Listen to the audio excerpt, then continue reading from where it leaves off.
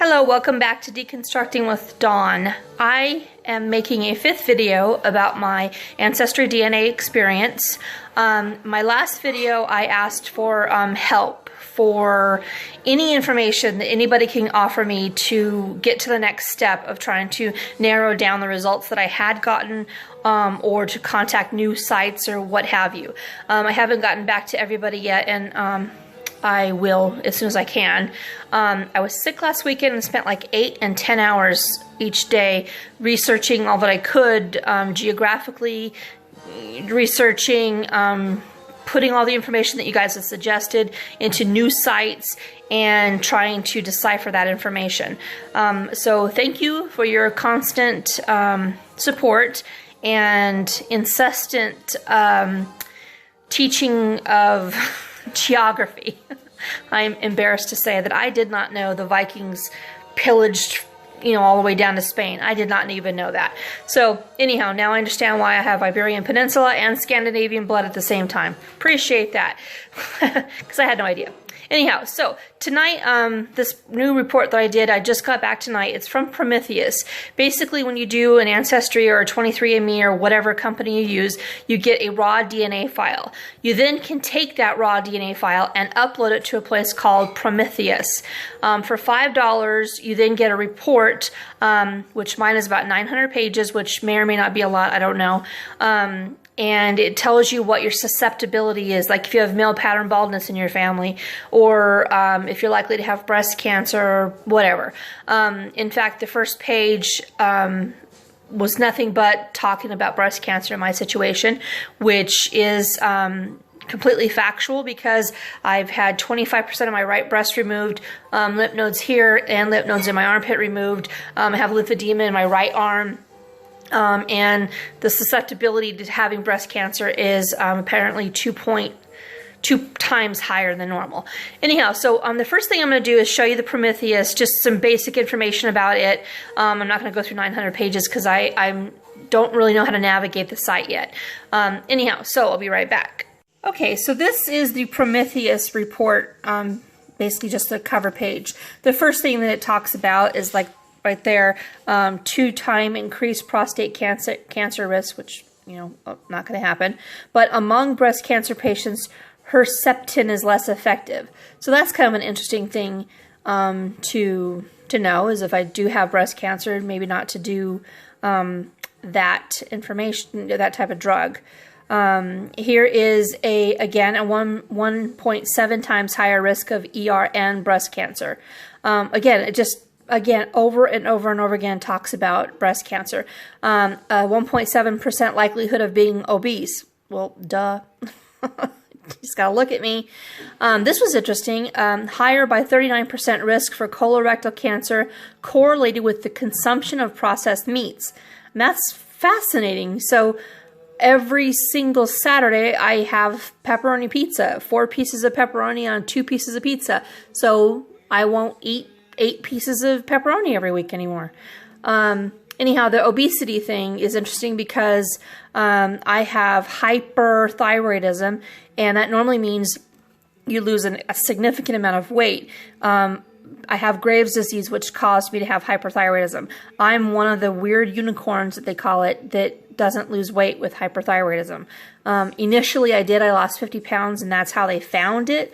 But as soon as I started taking the medication and I had radiation, even though I'm still clinically hypo, I still, in my blood work shows I'm hyper, and I'm not losing any weight. Anyhow, so basically, here it has a search here. You could type in like heart or whatever. You just type in whatever information there, and then it will narrow down to the information about your heart or your liver or whatever. So this, I'm sure, is going to be just a wealth of information. I do have 5 autoimmune diseases, and I'm sure that this will be, really interesting to hand over to a doctor. It is very likely that I need to have my BRCA, I think it's called the breast cancer gene tested. which they've never done, even though I've had the breast partially removed and so forth. They've never actually tested it. But now I can show them this and say, okay, I think I need to have that tested, and then decide if I want to have, you know, prophylactic, prophylactic mastectomy, I think it's called. Anyhow, which, yes, I would remove my breast to save my life. Anyhow, I will then next show you the Ancestry DNA information. Okay, this is the ethnicity estimate for Dawn Clift.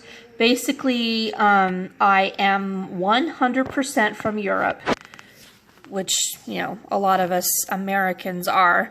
But see, it shows like the overlapping information of Ireland, United Kingdom, Netherlands, Germany, Britain, France, Switzerland, etc. You go over here to the Europe West, which out of the 100%, I'm 49% Europe West, which is primarily located in Belgium, France, Germany, Netherlands, Switzerland, Luxembourg, Liechtenstein, also found in England, Denmark, Italy, Slovenia, and Czech Republic. From what research I have been able to do to match my mom's side of the family, without a doubt, Germany is the most largest amount of DNA from my mom's side of the family.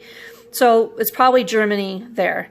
The Ireland, which is the thing I was completely surprised about, which is Ireland, Wales, Scotland, France, and England also found there. I have no idea. Most of my mom's family is Germany. What little is not German is English. So that's why I'm presuming that the father is the Irish contribution to that.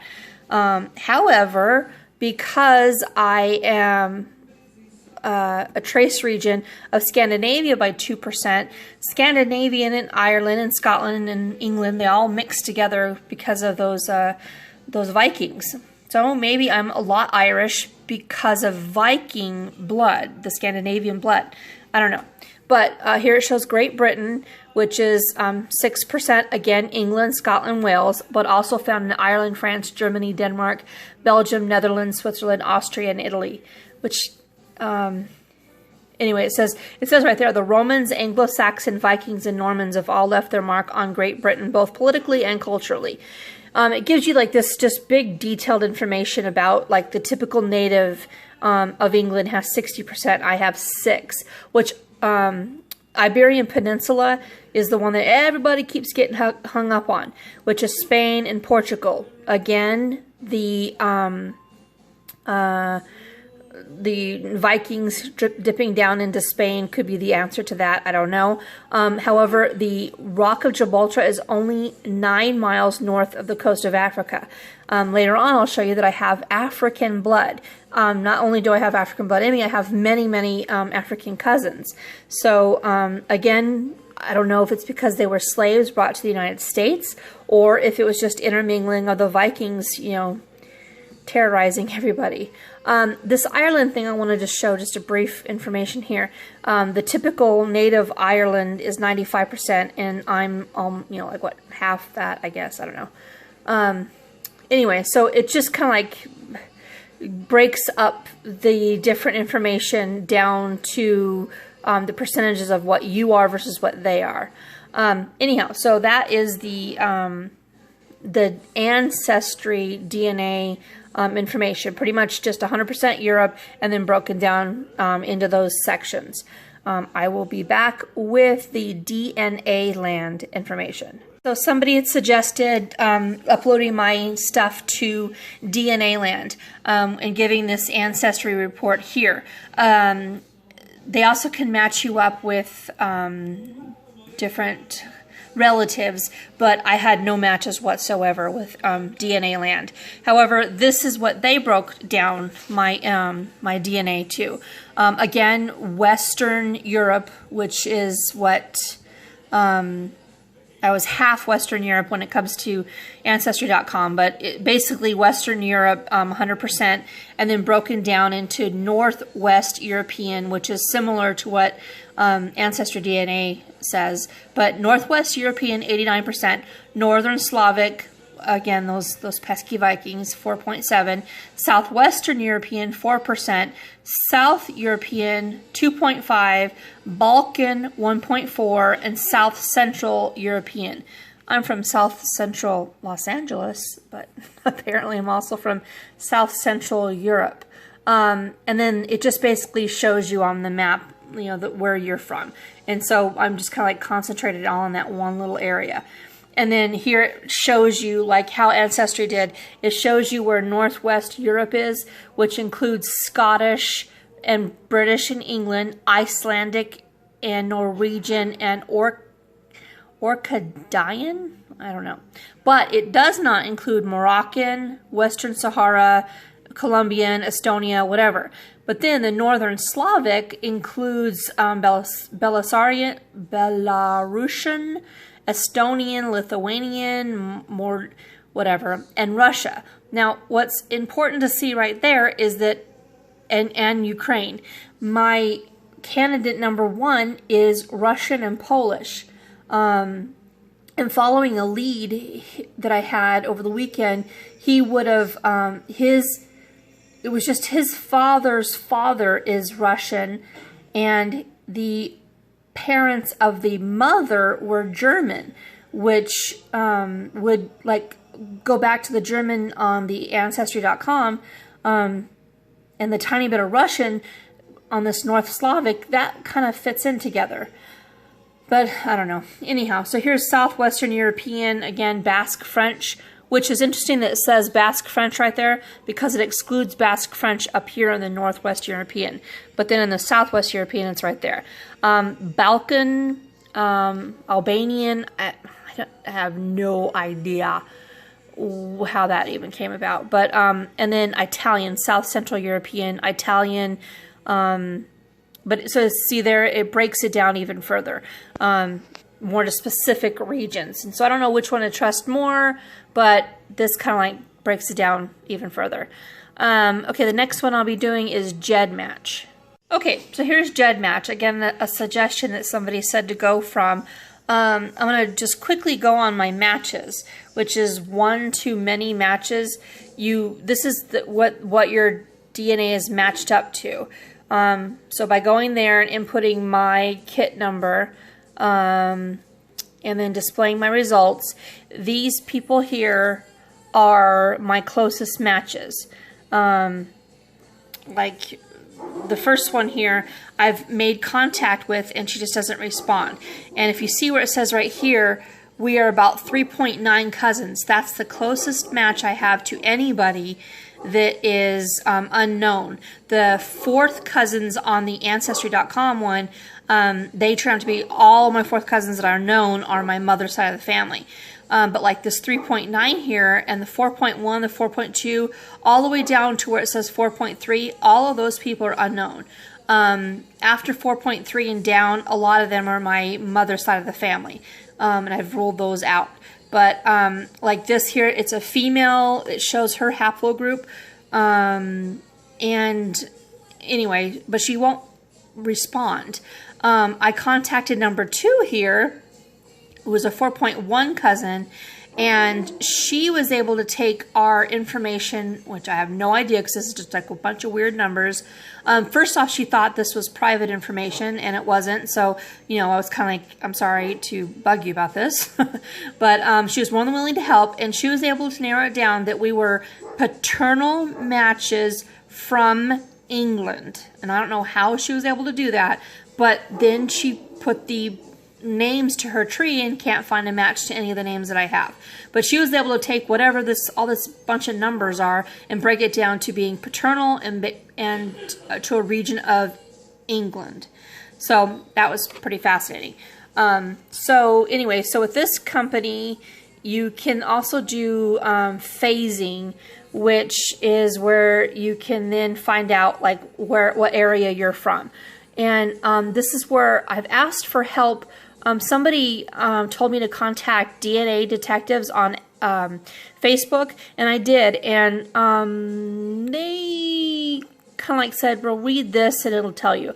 I read this and it still doesn't tell me. So I had to like just do this on my own. See where it says add mixture? Select the project. I don't know. So I just did this MDLP and then I went through every single one of these things. But basically I selected this project with this add mixture proportions, and then breaks down the, you put in your kit number, which your kit number is like your DNA match number, you know, like your identification number. And it just basically, I went through every single one of these matches and, hold on, what's it doing? Anyway, I went through every single one of these matches to try to see, I don't know why there's like a delay here. Normally there's not a delay. Anyhow, I went through every single one of these matches to see if I could, you know, narrow it down any even more. And it is interesting, the stuff that you can see from this. I printed them out, so if this doesn't work, I can show you the printout. But I don't know why all of a sudden this isn't working, because probably sort of sick of me looking at it. But here we go. So here's something working. So this is like a haplogroup or something like that, which I don't know my haplogroup number, which I guess you get from your maternal side, and I don't know how to find it out. I know you're supposed to contact somebody else, but I don't know. I thought DNA Land was one of the places they said to contact, but it didn't show me anything there either. So, okay, so here's some information here. This breaks down my Harappa world.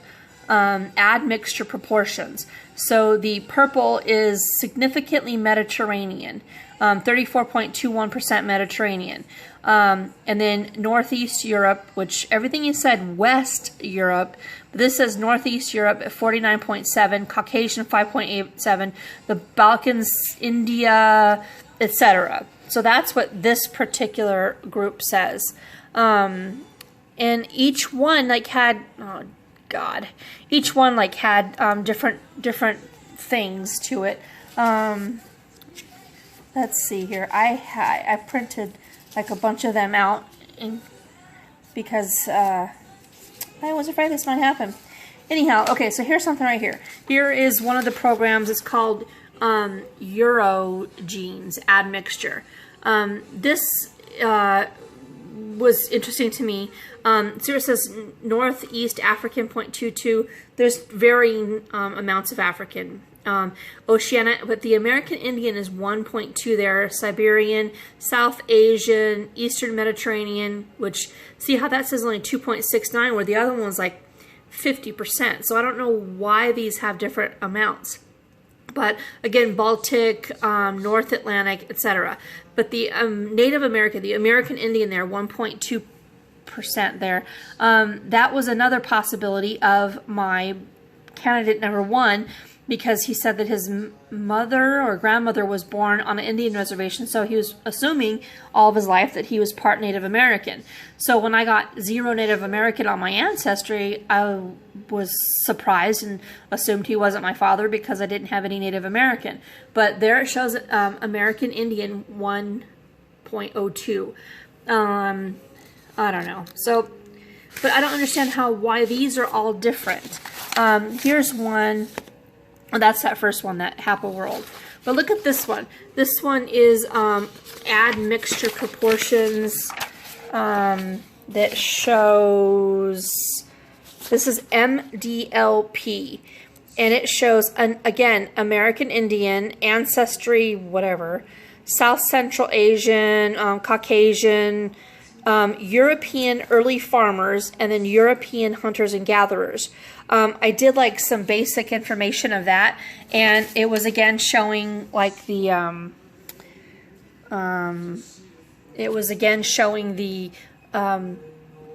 Vikings. So I don't know. I think even though I'm only Scandinavians for what 3%, I think Ancestry says, I think I'm a whole lot more Scandinavian, and that's why I have the Irish and the Scottish mixed in.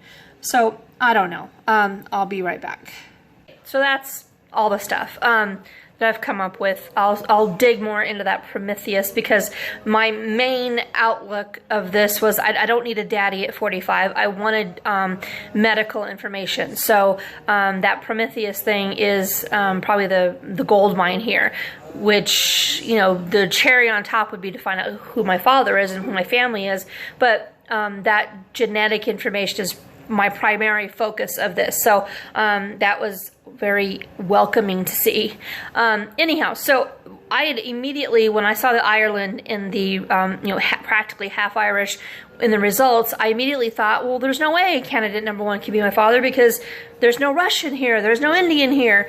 And apparently I am Native American, I am Russian, Czech Republic, which on one of the things finding on my father when I was doing all the research over the weekend, who I always thought was my father, his grandfather died in the Czech Republic. So I have Czech in me. So I don't know. I just don't know if number 1 is not my father. I just went crazy over seeing that Ireland because nobody's Irish, and assuming, well, if I'm half German from my mom, well, I must be, half Irish from my father, but maybe I'm not. So anyhow, thank you all for watching this crazy thing unfold. I will have an update as soon as I can, and if I don't get to everybody before Christmas, Merry Christmas wherever you are, and blessings for 2017 that is better than 2016.